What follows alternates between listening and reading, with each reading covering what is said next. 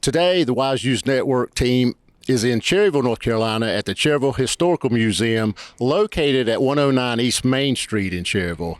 And today, a press release was sent out by Brian Dalton, the city manager, that a settlement has been reached between the Cherryville Historical Association and the city of Cherryville. Al Putnam and Lori Pruitt have resigned and agreed to the terms by the bylaws that would put forth in 2022. We've interviewed Al Putnam, the president, and this is what he has to say. We're here with Al Putnam, which is the past president of the Cherryville Historical Association, and per the press release, you have resigned.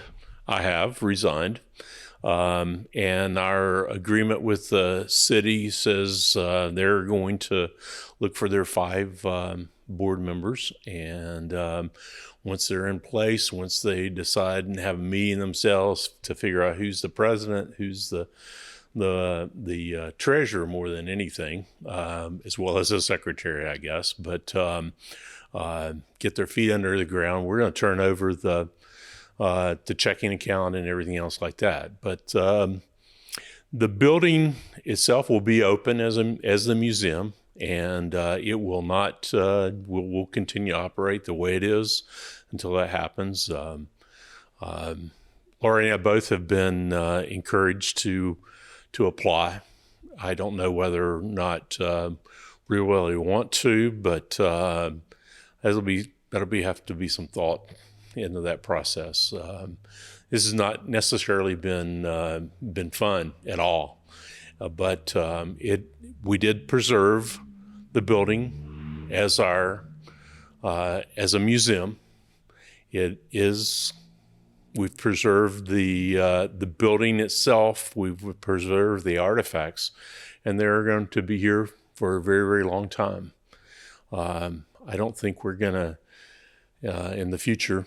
Hopefully, we remember our history, and that we don't try to give it away to become a restaurant or whatever they wanted to endure with to bring business to downtown Cherryville. Now, this has been over a year battle between the association and the city. What points do you take from this as far as the year-long battle? We could have done, obviously, everyone could have done something different. Really, the only point that's not really addressed in the situation is does the association remain a private organization versus a public, city-appointed type of organization? And I'm been assured, and I'm convinced now, after going through all this, that the board will operate independent of the city. There's a substantial fund to keep the building open, to change up exhibits and things like that, and so that's something that was preserved too. Now, the building needs some maintenance, and were you assured that the maintenance will now be done on the building?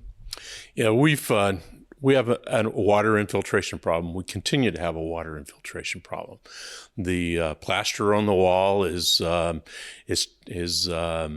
picking up moisture as it comes in from the outside, rainwater as it comes in from the outside, and it's crystallizing.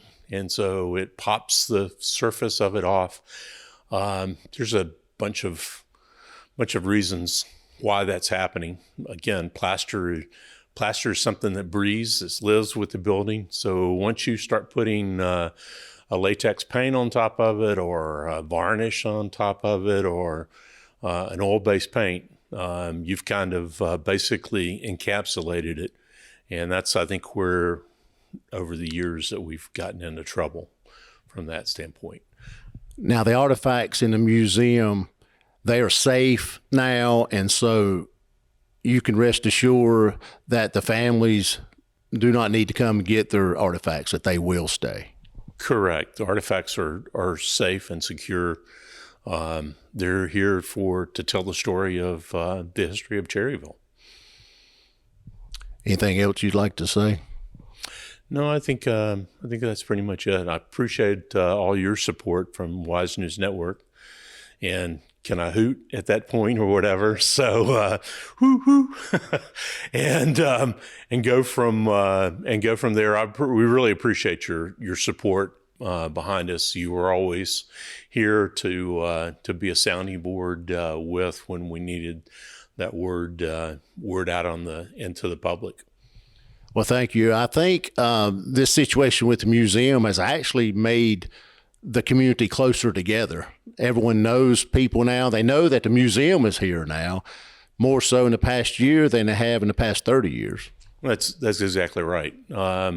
Our guests that come to the museum, they've heard about the story and they wanted to take a look at it one last time before it might have been upset. But again, it's not going to be upset. It's going to be it's set, it's ready to go, and we'll continue to operate in the future. We also talked to Boozy Dellinger, which is the vice president of the Cherryville New Year Shooters, and here is what he had to say about the situation and the agreement today.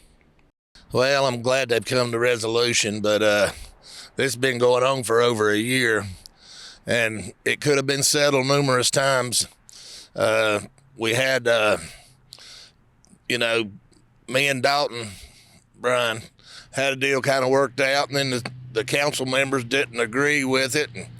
And then it turned into we're not going to deal with Al Putnam, and that was John and HL. But when you get elected, it's your job to deal and try to come up with a resolution, and couldn't get that way. And then one had it done another time, and Vicky and O'Leary wouldn't come up with something.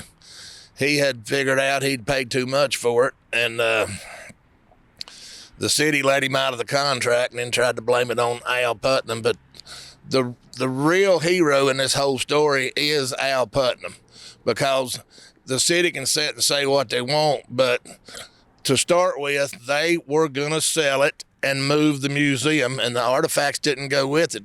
They didn't stay there for the people, for the restaurant to sit and look at the artifacts. And like I said, if it wasn't for Al Putnam, that museum would be gone. And they want to rough him up, they being city council, when, like I said, actually he was basically the savior for this deal. So instead of being a restaurant, it's going to be now back to the museum or stay the current museum, and the shooter's artifacts should be safe. Yeah, everything should be fine where it's at up there in case anybody's worried about coming after their stuff or whatever. But like I said, there was nefarious intent to make a restaurant out of that thing, and the council can act like they're the heroes or whatever they want to do. But the bottom line is, if it hadn't have been for you actually bidding on it and for Al slowing the game down on them and all, it wouldn't be there.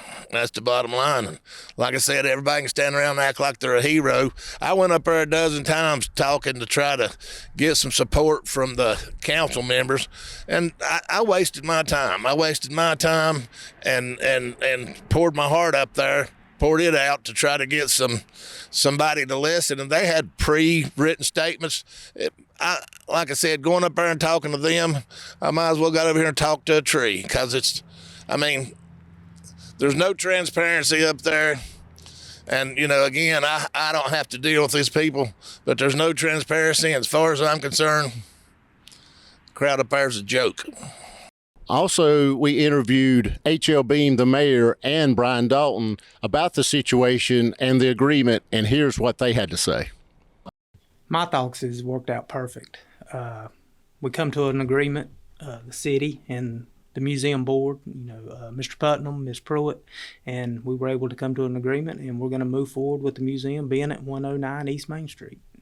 I'm just happy it all worked out, and I appreciate the negotiations we had. It was a long process, but we got to an agreement here at the end, and everything worked out for the best for the museum, in my opinion. The first thing will be to do what we've been tasked to do, is have city council to appoint a new board. And the city is not wanting to run the museum. We're wanting to have a board that has the ability to run the museum as they see fit, but we do need to do some maintenance to the building still.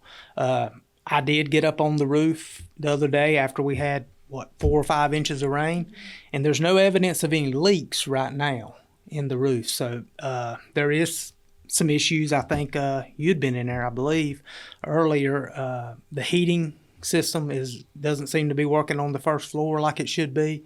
So we're going to get some things like that looked at immediately and try to get some things resolved. I know the plaster on the walls, there's some issues there where the plaster needs to be repaired.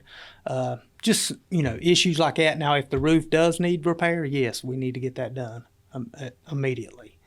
But we'll see where that goes. We do have Mr. Lipsky that is probably he's been sent pictures. When I got up on the roof the other day, I took a bunch of pictures and they've been sent to him where he could look at the pictures. But he is going to come up here and get up on the roof himself and see if he recommends anything. Well, I'm just so glad it's coming to that fruition, and it's what the city has advocated all along, is that we have some skin in the game with who's in charge of the museum, that it's run by competent people. And our aim has always been to help the museum. It's never been to shut the museum down or to take any of the artifacts. We want everything to stay just like it was. We're going to still give them the free utilities, and we will still upkeep the building. In fact, we have plans, as we've talked earlier, about putting a new roof on. And we were looking to see that if there was any moisture that's on any of the walls, because some of the plaster has started peeling off. And that's usually a sign that there's moisture somewhere. So we want to work with the new board. We want to screen them. And we're happy to say we already have 2 applicants that have applied. They're excellent people. They're very worthy of that position, and we look forward to maybe getting 3 to 5 more to work with them. And so there's some enthusiasm been shown for the museum, and that's what we want. We want it to be active, and we want it to be part of our city, and we want it to flourish and be something we can be proud of for all our citizens. Because I think our citizens never wanted to see the doors closed. They never did want to see it padlocked, and we didn't want to do that. And I hate we had to go through the court trials, and that it was needless for us to even do that. If we had just sat down and talked one-on-one, I believe they would have seen that the best solution is what we had presented a year ago. When we went to them and told them, this is to help you. And the first thing we got jumped on was, this is a hostile takeover. And that was never our intention. So I think I wish Al the best of luck, and Lori too. And you know what? They can apply. Well, actually, that will be up to the council. They will look over each application and see what that individual can bring to the museum. How they stand in the community, what they are thought of, what kind of reputation they have. And there'll be lots of things they'll look at before they decide on which will be the ones that will be appointed to the board. Well, I want to thank Wise News Network for this interview. I think it needs to go to the people to know where we stand, where the city stands, and where the museum stands, and what's going to happen for the future. And we wish them the best of luck in the future. And I hope that we'll have very little hands-on with the new board. I think if we get the right people, they're going to do the right thing. So there you have it. The agreement has been reached with Cherryville and the association, and this has been a year-long process. And so everyone can be at ease now that the museum is going to stay at 109 East Main Street in Cherryville. The artifacts are safe. So Cherryville Historical Museum is going to stay on Main Street. I'm Rusty Wise with the Wise News Network from Cherryville, North Carolina.